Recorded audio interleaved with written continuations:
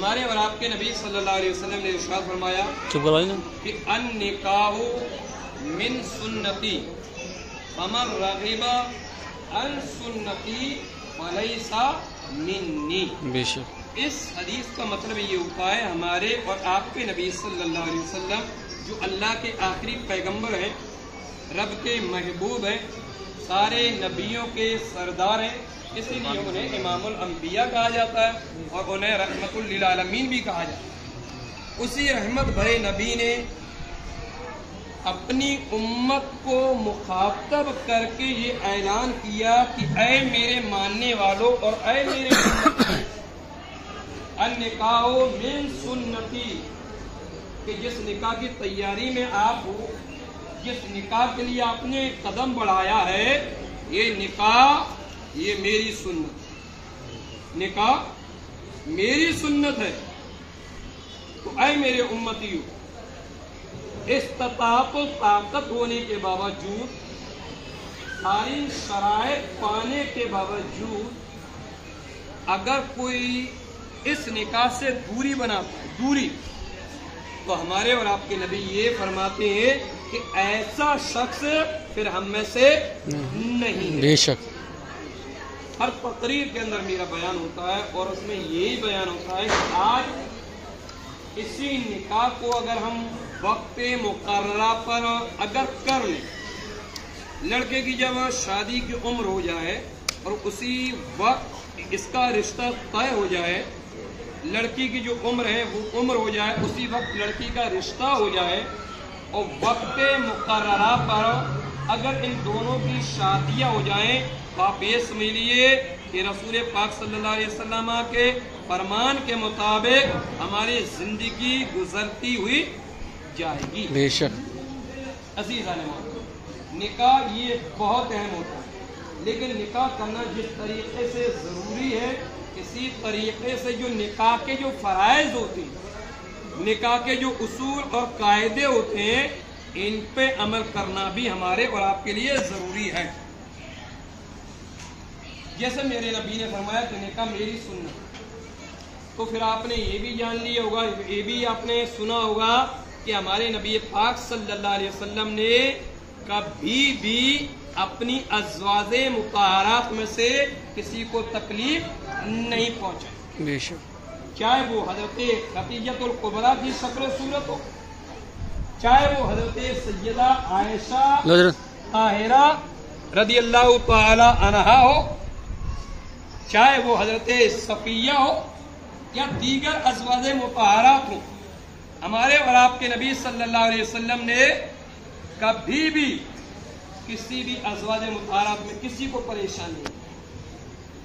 ہمارے نبی نے کبھی بھی انہیں برا نہیں کہا، بلکہ میرے اور آپ کے نبی صلی اللہ علیہ وسلم نے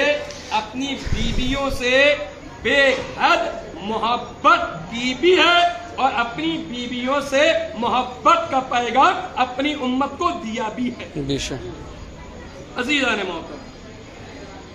نبی پاک صلی اللہ علیہ وسلم اپنی بیویوں سے اس طریقے سے محبت فرماتے تھے کہ میرے اور آپ کے نبی صلی اللہ علیہ وسلم جب سفر میں ہوتے تھے تب بھی اپنی کسی نہ کسی بیوی کو اپنے ساتھ ضرور لے جایا کرتے. ہمارے نبی پاک صلی اللہ علیہ وسلم ہر بیوی کے پاس روزانہ الگ الگ بیویوں کے پاس جو 11 حضور کی تھی ہر ایک دن آیا کرتے، ایک ایک دن بانٹ دیا. تو اس سے یہ بھی ثابت ہو گیا کہ بیویوں سے محبت کی جائے. اور کیسی محبت کی جائے؟ ایک حدیث میں آپ کے سامنے پیش کر رہا ہوں، اسے غور سے سنیے. ام المؤمنین عائشہ صدیقہ جو ہم تمام مومنوں کی ماں ہیں، اور وہ عائشہ صدیقہ رضی اللہ تعالیٰ عنہا ایک اپنے گھر کے برآمدے میں بیٹھی ہوئی پانی پی رہی تھی. 10 روپے اور جب پانی پی رہی تھی عائشہ صدیقہ، آپ یہ سمجھ لیے اسی دوران ہمارے اور آپ کے نبی صلی اللہ علیہ وسلم تشریف لاتے اور حضور نے یہ دیکھا کہ عائشہ صدیقہ پانی پی رہی ہیں، تو میرے نبی بیٹھ گئے اور بیٹھنے کے بعد میرے نبی نے کیا ارشاد فرمایا کہ اے عائشہ جو गिलास से तुम पानी पी रही हो इसमें से थोड़ा पानी मेरे लिए भी बचा देना। अब हजरत आयशा ऊपर से तो पी नहीं रही थी, आयशा सिद्दीका गिलास से मुंह लगाकर पानी पी रही थी और हुजूर ने पिया। हजरत आयशा जैसे लेकर आई तो मेरे नबी ने ये मोहब्बत देखी, हमारे नबी ने जो एक एक काम किया है ये उम्मत की तालीम के लिए किया है कि उम्मत इस पर अमल कर सके। हमारे नबी पर जादू भी चला है, तो क्या हुजूर पर जादू चल सकता था? अगर हुजूर चाहते तो यकीनन जादू नहीं चल सकता। अगर हुजूर चाहते तो हरगिज जादू हुजूर के ऊपर हमलावर नहीं होता। लेकिन क्यों? हुजूर ने अपनी उम्मत को तालीम देनी थी कि मेरी उम्मत के बड़े बड़े उलमा कहीं ये ना सोच बैठे कि हम तो बड़े बड़े उलमा हैं, हमारे ऊपर जादू असर नहीं कर सकता। इसलिए जब नबी के ऊपर हो सकता है तो हमारे ऊपर भी हो सकता है। तो यहाँ भी उम्मत की तालीम के लिए था, तो ये भी तालीम के लिए है कि जब नबी पाक सल्लल्लाहु अलैहि वसल्लम कोई भी काम किया करते थे तो उनका मकसद ये था कि उम्मत अमल करे। ये उम्मत अजीज रहमान, तो हुजूर सल्लल्लाहु अलैहि वसल्लम ने फरमाया कि इसमें से थोड़ा पानी बचा दें। पानी बचा दिया गया, और जब पानी बचाया है तो मेरे और आपके नबी ने फरमाया, ऐ आयशा तुमने किस तरफ से पानी पिया है? गिलास से पानी तो पिया है, लेकिन तुमने किस तरह मुंह लगाया है? हज़रत आयशा कहती है, रसूलल्लाह मैंने इस जानिब से मुंह लगाया। तो हमारे और आपके नबी सल्लल्लाहु अलैहि वसल्लम ने भी उसी जानिब से पानी पिया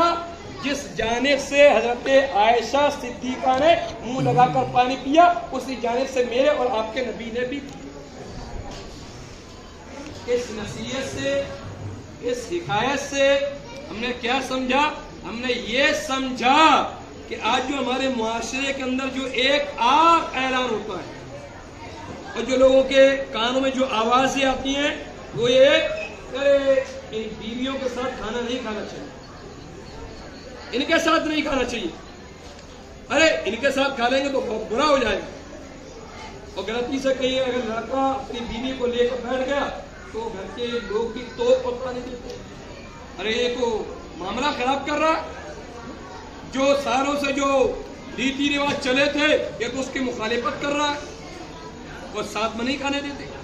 लेकिन हकीकत ये है कि मोमिन के झूठे में अल्लाह ने शिफा रखी। तो अगर हम लोग एक दस्तरखान पर अगर बीवी भी मौजूद हो, मियाँ भी मौजूद हो, बाप भी मौजूद हो, माँ भी मौजूद हो, और फिर उस दस्तरखान पर अगर खाना खाया जाए तो अल्लाह के फजल से उस दस्तरखान पर रब की रहमतें जरूर नाज़िल।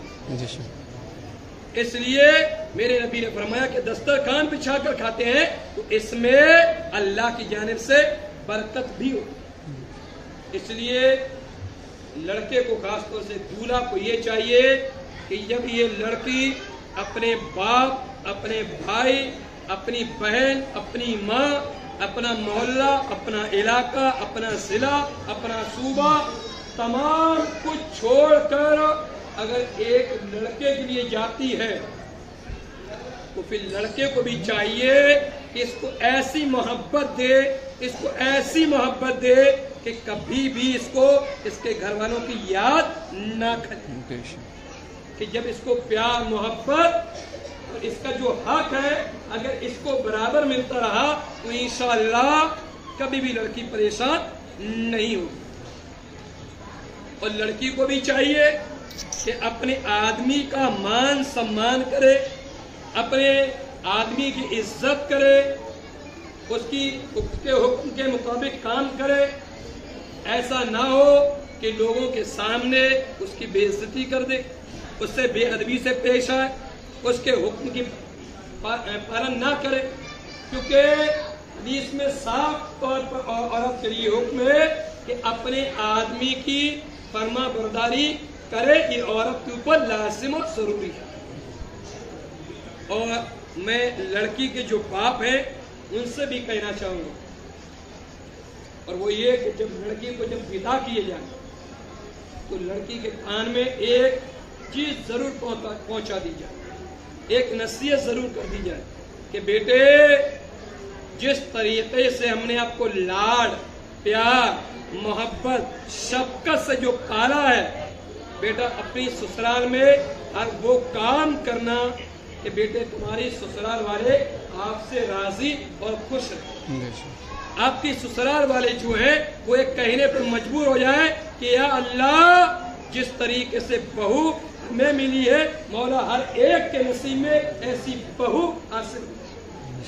اس لیے نصیحت کی جائے۔ دوسری چیز یہ کہ یہ بھی نصیحت کرے کہ بیٹے کبھی بھی کوئی ایسا کام نہیں کرنا سسرال میں کہ جس کے کام کی وجہ سے تمہارے باپ کے دامن پہ کہیں داغ نہ لگے۔